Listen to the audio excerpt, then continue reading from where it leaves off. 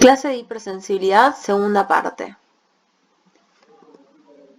Como vimos en el video anterior, según la clasificación de Healy-Coombs, dividimos al trastorno de hipersensibilidad en 4 tipos, bien diferenciados: el tipo 1, tipo 2, tipo 3 y tipo 4. El tipo 1 lo describimos en el video anterior, y en este video nos vamos a centrar en el tipo 2, 3 y 4. Comencemos entonces a estudiar hipersensibilidad de tipo 2. Las reacciones de hipersensibilidad de tipo 2 son mediadas por anticuerpos, IgG o IgM, que reconocen antígenos presentes en la superficie celular o en la matriz extracelular. Los anticuerpos pueden mediar diferentes mecanismos. Por un lado, pueden opsonizar células circulantes, promoviendo su fagocitosis por células de Kupffer y macrófagos esplénicos. En este caso, da lugar a diferentes citopenias, como ser la eritroblatosis fetal, anemias hemolíticas y la púrpura. Por otro lado, pueden activar el sistema de complemento a través de su vía clásica, promoviendo el reclutamiento y activación de neutrófilos, monocitos y macrófagos. Este mecanismo conduce a la aparición de cuadros inflamatorios que afectan preferentemente al glomérulo renal, dando glomerulonefritis, los pequeños vasos, dando vasculitis, y las articulaciones, dando sinovitis. Y por último, pueden activar o inhibir funciones celulares al interactuar con receptores celulares. Por ejemplo, la secreción de hormona tiroidea inducida por anticuerpos dirigidos contra el receptor TSH, expresado por células epiteliales de las glándulas tiroides, que denominamos enfermedad de Graves. Otros ejemplos son la miastenia gravis y la diabetes mellitus. Analicemos algunos ejemplos representativos de los mecanismos patogénicos que involucran una hipersensibilidad de tipo 2. La eritroblastosis fetal es una enfermedad grave que puede llevar a la muerte del feto. Si bien en la gran mayoría de los casos es ocasionada por incompatibilidad de RH, también puede ser secundaria a incompatibilidad de otros grupos antigénicos. Esta enfermedad se va a dar en contexto de una madre que es RH negativa, con lo cual sus eritrocitos no poseen el antígeno D, ¿sí? De este modo lo denominamos RH negativo, en el contexto de un embarazo de un feto que es RH positivo, con lo cual sus eritrocitos van a tener el antígeno D, que está esquematizado con estos puntitos azules. Esta enfermedad se caracteriza por una anemia hemolítica en grado variable.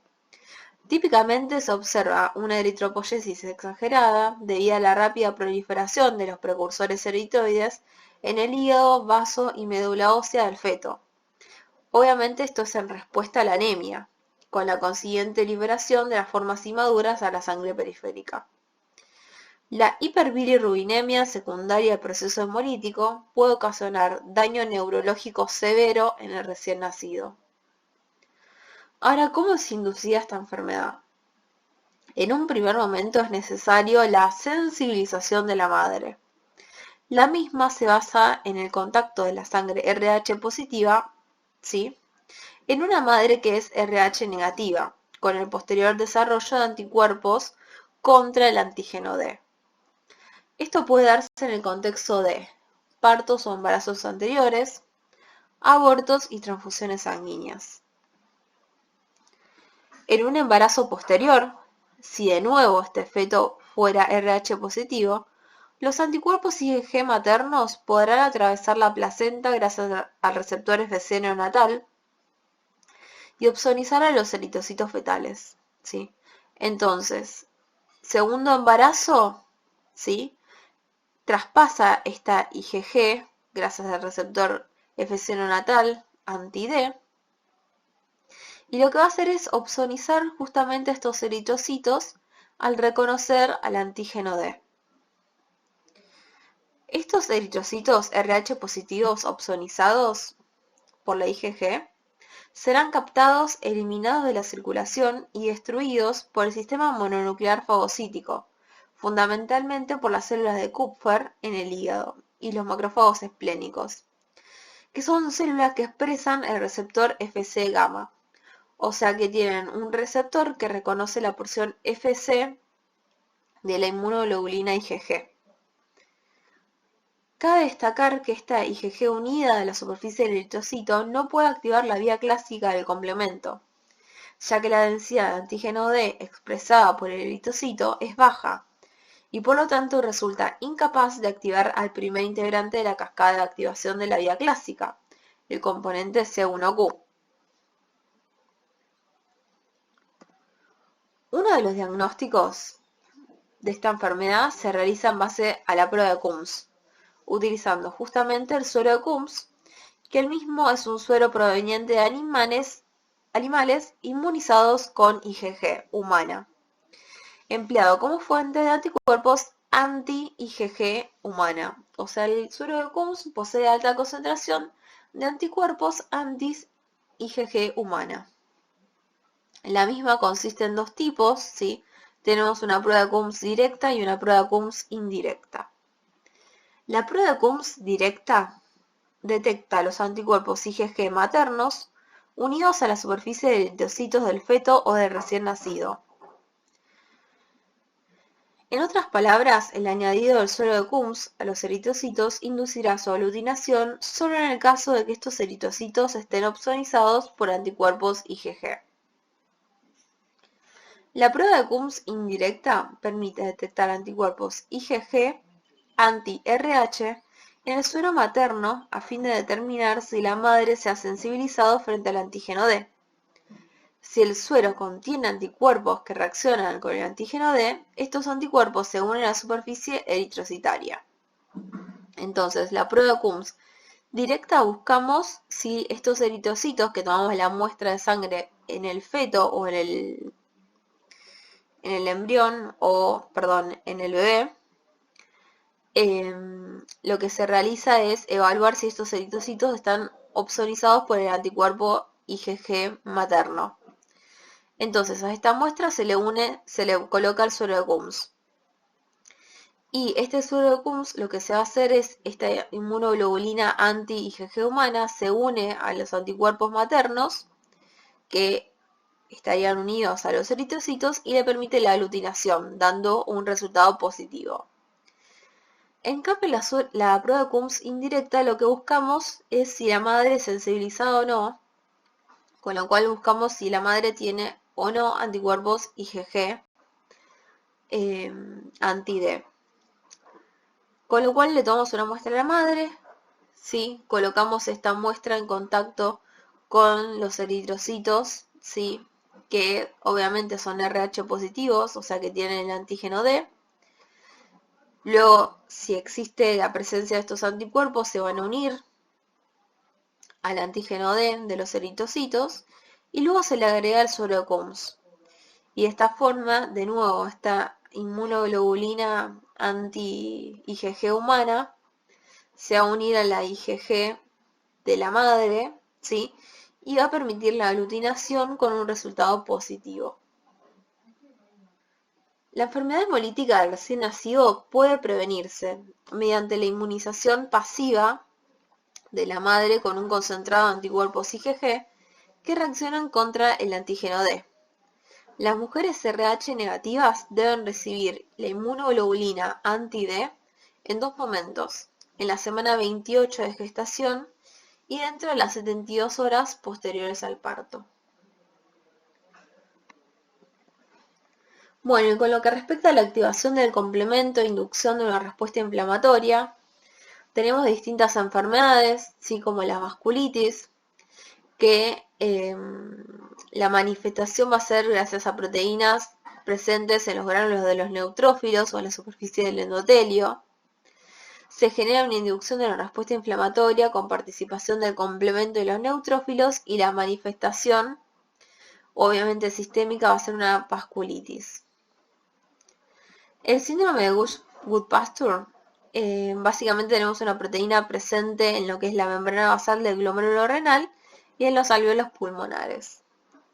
Se genera una inducción de una respuesta inflamatoria con la participación del complemento en neutrófilos y macrófagos, generando una glomerulonefritis y deterioro de la función pulmonar.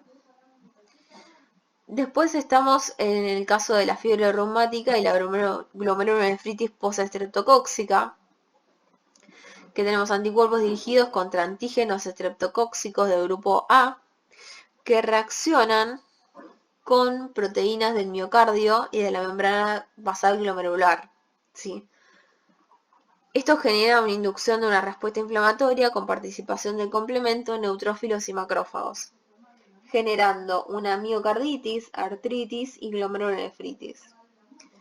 Esta es la razón por la cual, por ejemplo, una faringitis de etiología bacteriana se le indica antibiótico-terapia, ¿sí? Para prevenir fundamentalmente la fiebre reumática. No es para disminuir el tiempo de enfermedad, es simplemente para evitar esta enfermedad muy grave. Si bien la glomerulonefritis uno lo evita, ¿sí? Con la utilización de los antibióticos, pero sí evita la fiebre reumática. Y por otro lado tenemos la activación o inhibición de funciones celulares por interacción de los anticuerpos con los receptores celulares. Un ejemplo es la hipersensibilidad inducida por bloqueo. ¿Sí? Tenemos el ejemplo clásico de la miastenia gravis, donde los autoanticuerpos bloquean los receptores nicotínicos del neurotransmisor acetilcolina, expresados en la célula muscular.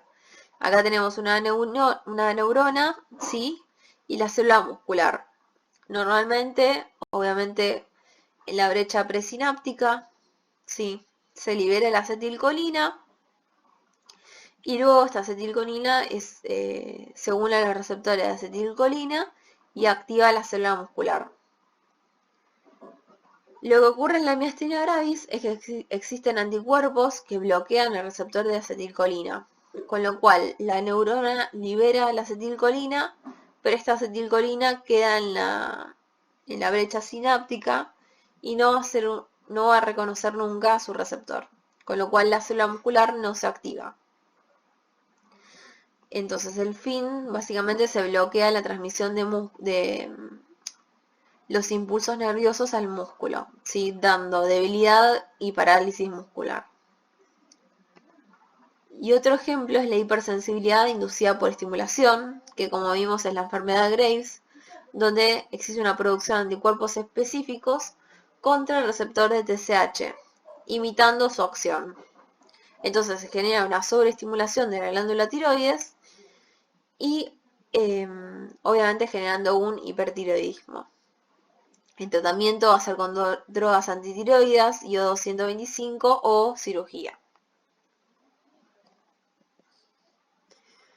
Veamos entonces ahora hipersensibilidad tipo 3. La hipersensibilidad tipo 3 se caracteriza por una producción excesiva o una deficiente depuración de complejos inmunes. Los antígenos solubles se encuentran principalmente en circulación. Se forman complejos inmunes produciéndose su depósito en diversos tejidos. El depósito de los complejos inmunes induce una clásica respuesta inflamatoria caracterizada por la activación del complemento, obviamente por la vía clásica principalmente, producción de C5A y el influjo y activación local de los neutrófilos, ¿sí? Este daño tisular está fuertemente asociado a dos variables, las propiedades de los anticuerpos y el sitio de depósito de los complejos inmunes. Estas propiedades de los complejos inmunes va a depender del tamaño, la carga, el isotipo de IgG, ¿sí? Obviamente IgG tiene mayor potencial patogénico. El sitio de depósito de los complejos inmunes, siendo los más frecuentes la piel, los alveolos, la membrana basal glomerular, pequeños vasos y la membrana sinovial.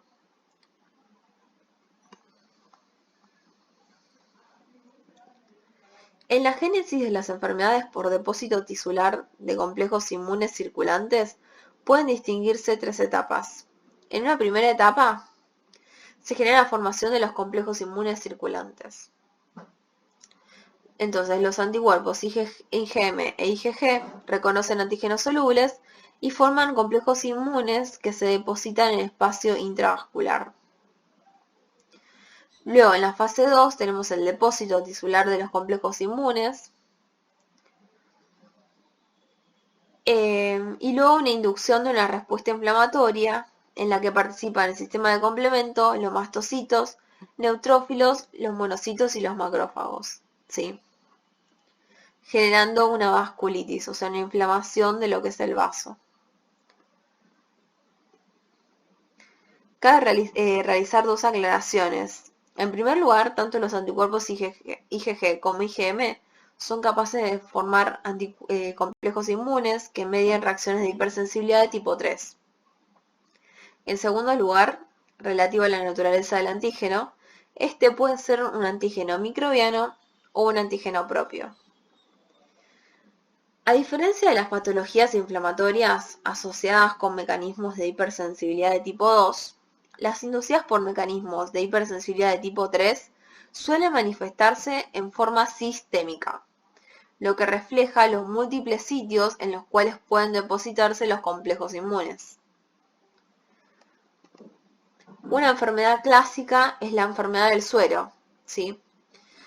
Que este es el modelo clásico utilizado para el estudio de los mecanismos patogénicos de las reacciones de hipersensibilidad de tipo 3. A principios del siglo pasado se trataba de los enfermos que padecían difteria con suero de caballo obtenido de animales inmunizados con la toxina diftérica. A cada una semana aparecían manifestaciones compatibles con glomerulonefritis, artritis y vasculitis, las cuales no tenían nada que ver con la infección diftérica.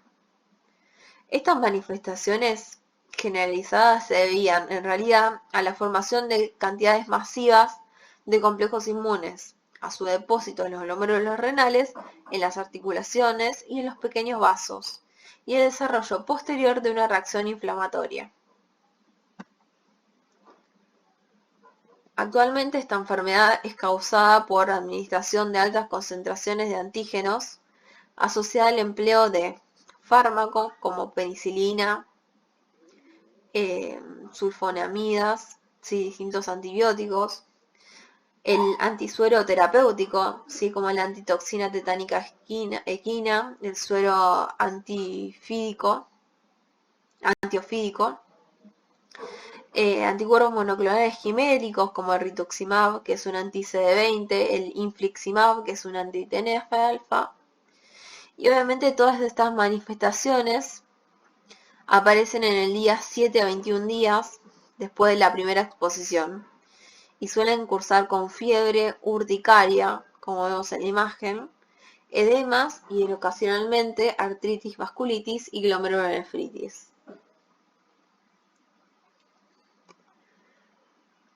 Una reacción que es interesante es la reacción de Artus, ¿sí?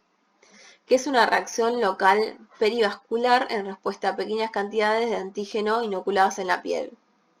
Entonces tenemos una inoculación local de antígeno, ¿sí? Lo que se genera es una formación local de inmunocomplejos. Esto genera la degranulación de los mastocitos con activación del activación del RFC de tipo 3. Y esto genera inflamación local, aumento de la permeabilidad, fagocitosis y oclusión de los vasos sanguíneos. Llevado a cabo dentro de 1 a 2 horas. Y por último tenemos hipersensibilidad de tipo 4. A diferencia de las reacciones de hipersensibilidad de tipo 1, 2 y 3, que son mediadas por anticuerpos, las reacciones de hipersensibilidad de tipo 4 son mediadas por linfocitos T. Estas reacciones pueden clasificarse en dos grupos, según el mecanismo efector involucrado.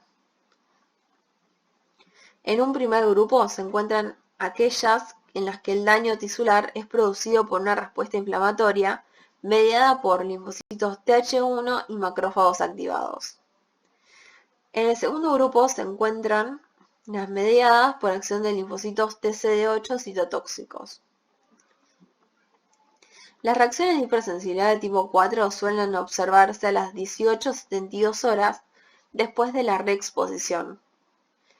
Esta cinética refleja el tiempo que demora el reclutamiento de las células T de memoria en el tejido expuesto, tiempo que no se requiere para el desarrollo de reacciones de tipo 1, 2 y 3.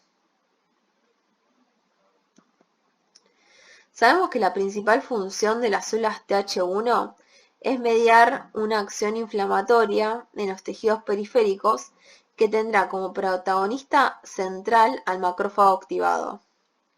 Como sabemos, la respuesta Th1 desempeña un papel esencial en respuesta a patógenos intracelulares como Mycobacterium tuberculosis. Esta respuesta se puede dividir en dos fases. Una fase de sensibilización, donde obviamente se va a desarrollar todo el perfil Th1, ¿sí? Y una fase de reexposición, donde este Th1 va a ejercer la acción de activar al macrófago a través de la liberación de principalmente interferón de tipo gamma y la formación de el granuloma, ¿sí?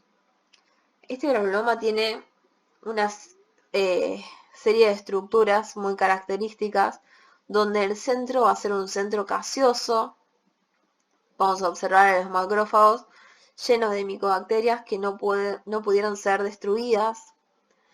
Entonces, alrededor de este centro gaseoso, que acá podemos observarlo, se encuentran múltiples macrófagos y las células gigantes multinucleadas, que estos macrófagos, digamos, como que se asocian en complejos celulares más grandes. Y este complejo está rodeado por una corona de linfocitos, de células T, ¿sí? Que obviamente son estos linfocitos Th1. Un ejemplo de este tipo de reacción es la prueba de tuberculina. La prueba de tuberculina se emplea para determinar si un individuo ha sido infectado por Mycobacterium tuberculosis o ha recibido la vacunación antituberculosa, que es la vacuna BCG Bacilo Calmette Guerin. Es un ejemplo paradigmático de respuestas Th1 de manifestación localizada. La tuberculina se compone básicamente de proteínas provenientes de este microorganismo que es Mycobacterium tuberculosis. Cuando se le inyecta por vía intradérmica, se produce una reacción inflamatoria local mediada por células Th1 y macrófagos activados en los individuos previamente expuestos. La reacción se visualiza como un eritema e induración y alcanza su máxima expresión a las 48-72 horas. En esta imagen podemos observar el correcto análisis de la lesión y un incorrecto análisis. O sea, lo que uno analiza es la induración, ¿sí? O sea, la pápula, la sobreelevación que se genera, no el eritema, que es el enrojecimiento perilesional. Ahora, ¿qué ocurre a nivel celular? Lo que ocurre es que estos macrófagos endocitan las proteínas derivadas de Mycobacterium tuberculosis, lo van a procesar por vía exógena y se lo presentan en el marco del CMH de clase 2 a las células Th1 de memoria, presentes en el sitio de infección. Las células Th1 producirán interferón gamma, que es una citoquina que induce la activación del macrófago. Por otra parte, tanto las células Th1 como los macrófagos activados producirán citoquinas inflamatorias que incrementarán la permeabilidad vascular, generando el edema, ¿sí? Que lo observamos con la sobreelevación en la piel y el enrojecimiento, y promoverán la infiltración del sitio por diferentes poblaciones leucocitarias. Entonces, repasando de nuevo, la aplicación de esta prueba de la tuberculina sirve para determinar si un individuo ha estado en contacto con Mycobacterium tuberculosis. Este contacto puede ser directamente con el microorganismo o que haya recibido la vacuna. El fundamento tras la inyección de tuberculina en aquellos individuos previamente sensibilizados se produce una respuesta inflamatoria local mediada por los linfocitos Th1. Estos linfocitos producen interferón gamma con la activación de macrófagos y liberación de citoquinas y quimiosinas. Obviamente esta tuberculina es un derivado proteico, sí, purificado del Mycobacterium tuberculosis.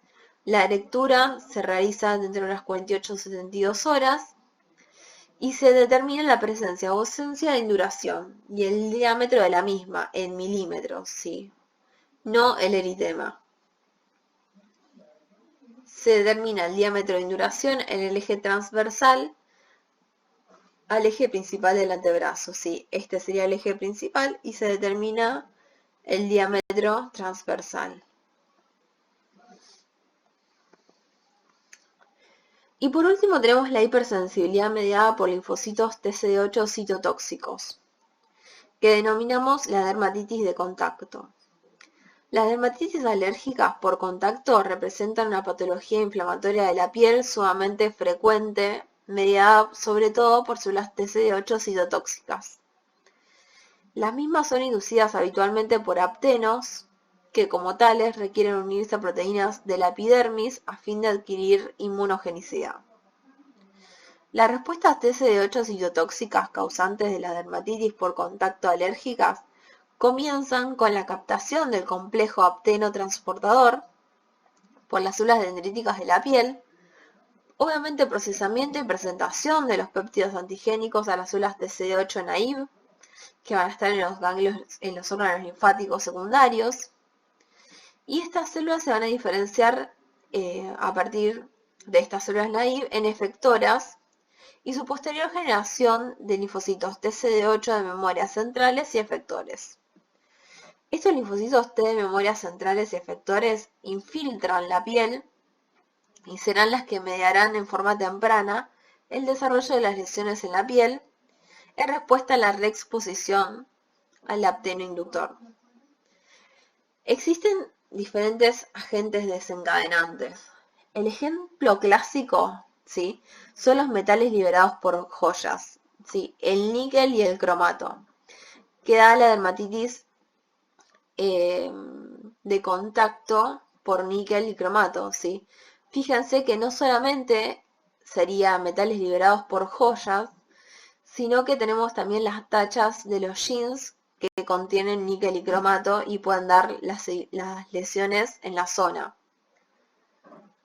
Así como también agentes incluidos en productos cosméticos, drogas empleadas en la industria textil, sobre todo para teñir a la ropa, y también sustancias presentes en las plantas, como el crisantemo y la hiedra venenosa. Bueno, en esta imagen podemos observar un cuadrito, resumen de todo lo que es hipersensibilidad con los conceptos básicos, donde obviamente tenemos la definición, que es una situación de reactividad anómala en la que el organismo reacciona con una respuesta inmunitaria exagerada o inapropiada frente a algo que percibe como una sustancia extraña. Vimos que por estos dos científicos, Hell y Coombs, dividimos a la hipersensibilidad en 4 tipos esenciales, donde tenemos una una hipersensibilidad de tipo inmediata y una de tipo retardada. Las inmediatas involucran tipo 1, 2 y 3, y la tipo 4 es la retardada.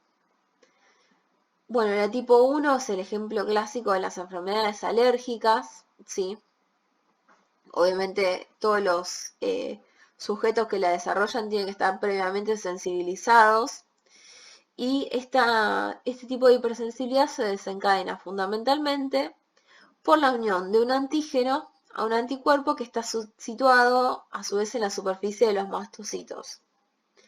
Entonces los mediadores esenciales son la IgE, los mastocitos, los eosinófilos, aunque no siempre están, y los linfocitos Th2. Y luego tenemos la hipersensibilidad de tipo 2, que la vimos en este video, que es una reacción inmunitaria debido a que los anticuerpos reaccionan contra antígenos que están en la superficie celular o en la matriz extracelular. Entonces, los componentes esenciales, o sea, los mediadores, van a ser anticuerpos, IgG y IgM, el complemento de neutrófilos y macrófagos. Y hay que hacer una diferencia muy clara con lo que es la hipersensibilidad de tipo 3, que es una reacción inmunitaria donde los complejos inmunes producen daño tisular debido al depósito de los mismos. O sea, en la tipo 3 tenemos un depósito de anticuerpos, o sea, de complejos inmunes, mejor dicho, y en la tipo 2 tenemos que anticuerpos reconocen o la superficie celular o la matriz extracelular. Y los mediadores son similares a la de tipo 2. Tenemos IgG y IgM, el complemento, neutrófilos y macrófagos. Y por último tenemos hipersensibilidad de tipo 4, donde la dividimos en dos tipos, una de tipo TH1. También el libro Abbas menciona un TH17 que podría llegar a participar, y los macrófagos. Y por otro lado tenemos los linfocitos TCD8.